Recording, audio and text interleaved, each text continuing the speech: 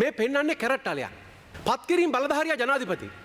අභියාචනාධිකරණයේ විනිශ්චයකාරවරුන්ට පණිවිඩයක් දෙනවා. ඔබට ශ්‍රේෂ්ඨාධිකරණයට යන්න අවශ්‍ය නම් මාව සතුටු කළ යුතුයි. අද මන්ත්‍රීවරුන්ට පිල් මාරු කරලා නඩු මාරු කරගන්න බෑ. ඒ නිසා සමහරුන්ට හිර වෙලත් ඇති. නඩු එන බව ඒගොල්ලෝ දන්නෝ. නියෝජ්‍ය කතානායකතුමනි ඔබතුමා මම නොදන්නුනාට චූදිත දන්න නඩු දින එකවද්ද කියලා. එයා දන්න නඩුව යන විදියට තීන්දුව මොකද්ද කියලා. ඒකින්ද ඒගොල්ලෝ පෙන්වන්න හදන සමාජයට අපිව මේ දේශපාලන වශයෙන් පලි ගන්න හදන. අධිකරණ ක්ෂේත්‍රයේ විනිසුරුවරුන් පත් කිරීම ප්‍රමාද වීම සම්බන්ධයෙන් විපක්ෂය ආණ්ඩුවට දිගින් දිගටම චෝදනා එල්ල කරනවා.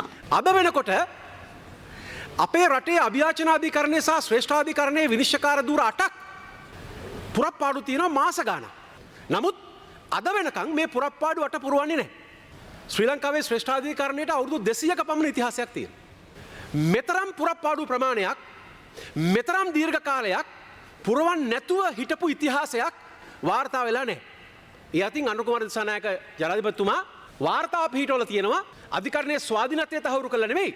අධිකරණයේ ක්‍රියාකාරීත්වය තහවුරු කරලා ඒවායේ නඩු ප්‍රමාදය අඩු කර ගැනීමට දායක වෙන අලුත් නීති සම්පාදනය කිරීම තුලින් නෙමෙයි. විනිශ්චයකාරවරු 8 දෙනෙක් රටේ ඉහළම අධිකරණවල පත් නොකර සිටීමෙන් මෙතන තියෙන නියෝජ්‍ය කතානායකතුමනි මේ පෙන්වන්නේ කැරට්ටලයක්. පත් කිරීම බලධාරියා ජනාධිපති. අභියාචනාධිකරණයේ විනිශ්චයකාරවරුන්ට පණිවිඩයක් දෙනවා. ඔබට ශ්‍රේෂ්ඨාධිකරණයට යන්න අවශ්‍ය නම් මාව සතුටු කළ යුතුයි. ඒ වගේම තමන් අසතුටු තමන් කැමති නැති විනිශ්චයකාරවරුන්ට අභියාචනාධිකරණයෙන්ම විශ්‍රාම යන්න දෙනවා. මහාභිකරණයත් මේ ප්‍රශ්න අදාළයි. මහාභිකරණයේ දැන් පුරප්පාඩු 8ක් එනවා. අභියාචනාධිකරණයේ 4ත් ශ්‍රේෂ්ඨාධිකරණයේ 4ත් පෙරුවාම මහාභිකරණයෙන් තමයි මේ අය ගන්න වෙන්නේ. මහාධිකරණ විනිශ්චයකාරවරු මත අයුතු බලපෑමක් කරනවා. කැරට්ටලයක් පෙන්නනවා. තේරෙන භාෂාවෙන් කිව්වොත් ඔබ මා සතුටු කරන තීන්දුව දිය යුතුයි. ඔබ මා සතුටු කරන දඬුවම් දිය යුතුයි. අප ලබා දීමේදී මා සතුටු කළ යුතුයි.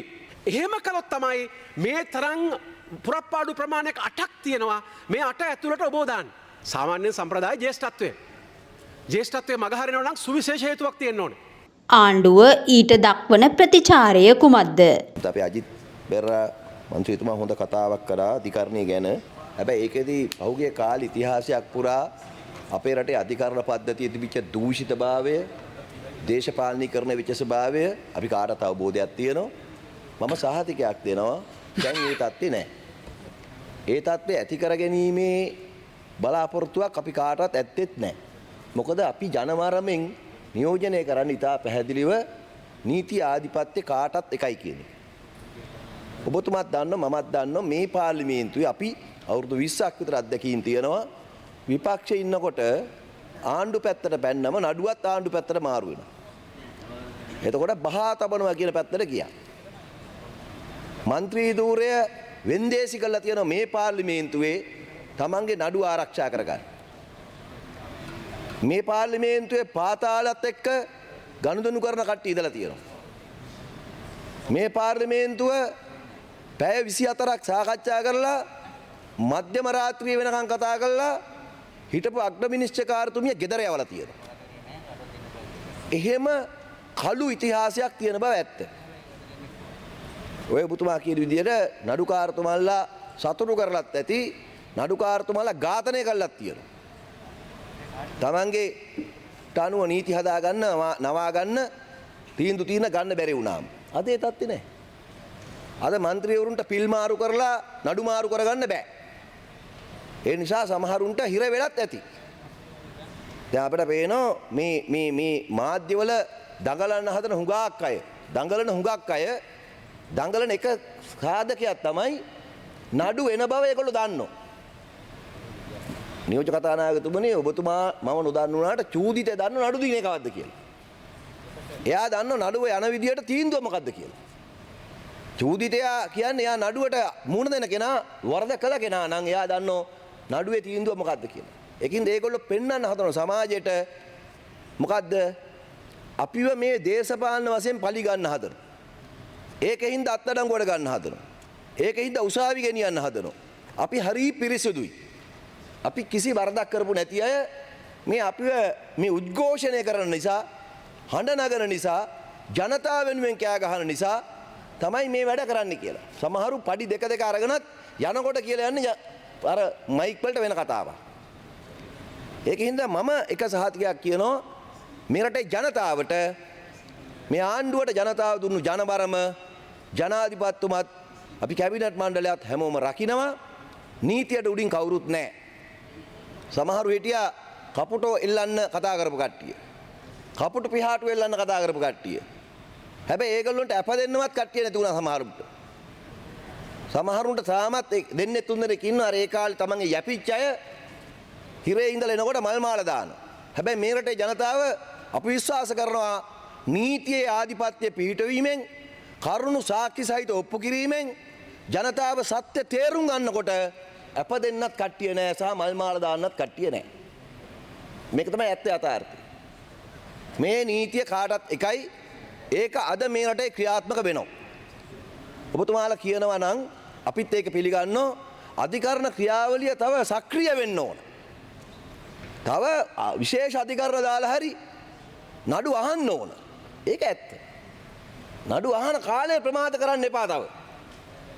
මොකද මේ සාක්ෂි ගොනු කරන්න සාක්ෂි එකතු කරගත්ත ජනතාව ඉන්නවා තව. ඒගොල්ලන්ට අවස්ථාව දෙන්න ඕන. තුමා කිව්ව එක හරි. ඒක මම පිළිගන්නවා. මේවා කල්යදෑද යන්න දෙන්න හොඳ නැහැ. මොකද අපේ රටේ ජනතාවට තියෙන සාධාරණ කේන්තියක් වෛරයක් බදු මුදල් වංචා කිරීම පිළිබඳව, හොරකම් කිරීම පිළිබඳව, මහ ජනතාවගේ ධනය මංකොල්ල කෑම පිළිබඳව, හොරා කෑම පිළිබඳව වේදනාවක් තියෙනවා. ඒ චූදිතයින් රට ඉන්න අයත් මෙහෙට ගෙනල්ලා හරි. කපුටු කාක්ලා මෙහෙට ගෙනල්ලා හරි මේ නීතිය ක්‍රියාත්මක කිරීම පිළිබඳව බලාපොරොත්තුවක් තියෙනවා. ඒක තමයි ඇත්ත. ඉතින් ඒ බලාපොරොත්තුව ජනාධිපතිතුමා ඉෂ්ට කරන ස්වාධීන මේ කටයුතු කරනවා. ඊට අවශ්‍ය කරන තාක්ෂණික සහාය අවශ්‍ය නම්, ප්‍රතිපාදන වෙන් කළ අවශ්‍ය නම්, අධිකරණ පිහිටවන්න තව අවශ්‍ය නම් අධිකරණ මැතිතුමා ඒ කටයුතු කරાવી. අපි ඒකට අවශ්‍ය සම්පූර්ණ සහායය දෙනවා. ඒ සහාය දෙනවයි කියන්නේ අපිට ඕන ආකාරයට නඩුකාරයින් පත් කර ගැනීමවත් අපිට ඕන ආකාරයට තීන්දුව ලියා ගැනීමවත් නෙමෙයි. ඒවා කරපු අයට සමහර විට එහෙම මතක් වෙනවා ඇති. අපි ඒ කාලේ කරාට ඇයි මේ 159ක් අතේ තියාගෙන මේගොල්ලෝ මේවා කරන්නේ නැත්තේ කියලා. ඒක අපි කරන්නේ නැහැ. ඒ කියන්නේ මේක නැති බිල් එක හරි මවලා මේ ආර්ථිකේ කඩා වැටෙනවා, වැට් වදිනවා, ජනතාවට බර පටවනවා, ආණ්ඩුව පීඩාවක් දෙනවා. එක පැත්තක කියන හදවත. අනිත් පැත්තේ නීති ආධිපත්‍ය බිඳ වැටිලා ප්‍රජාතන්ත්‍රවාදී අහිමි වෙලා නඩුකාරයෝ පත් කරන්නේ නැහැ. රට ඒගොල්ලෝගෙන් පලි ගන්නවා ආණ්ඩුව.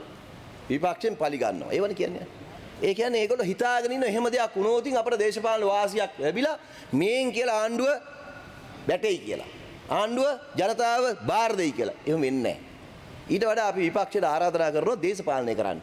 ඉවසීමෙන් සංයමයකින් පක්ෂයක් හදාගෙන පිළිවෙලකින් ඉස්සරහට යන්න. දේශපාලනය කරලා ජනතාවගේ විශ්වාසය දිනා ගන්න පුළුවන්ද කියලා බලන්න. එහෙම නැතුව එදා වේලට ගල් ගගහ ඉඳලා පක්ෂ බේරගන්නවත් බෑ. සමාජිකව බේරගන්න බෑ.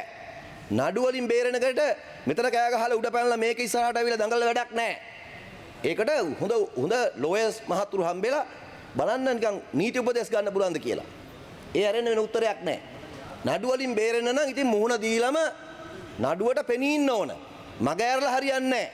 දඟලලා හරියන්නේ නැහැ. උපවාස කළා හරියන්නේ නැහැ. කෑ ගහලා හරියන්නේ නැහැ. ඒ කාලේ නම් පක්ෂ මාරු කරලා නඩුව මාරු කරගන්න තිබුණා. දැන් පක්ෂ මාරු කරාට නඩුව මාරු වෙන්නේ නැහැ. පක්ෂ මාරු කරන්නත් බෑ. ඒක නිසා ඒවා දැන් හරියන්නේ නැහැ. පරණ සෙල්ලම් දාන්න ඇවිල්ලා පරණ උත්තර හොයලා වැඩක් නැහැ. අලුත් උත්තරයක් සංයමෙන් ඉවසීමෙන් හොයාගන්න කියලා ආරාධනා කරමින් මගේ අදහස් දැක්වීම අවසන් කරනවා. ගොඩක් ස්තුතියි.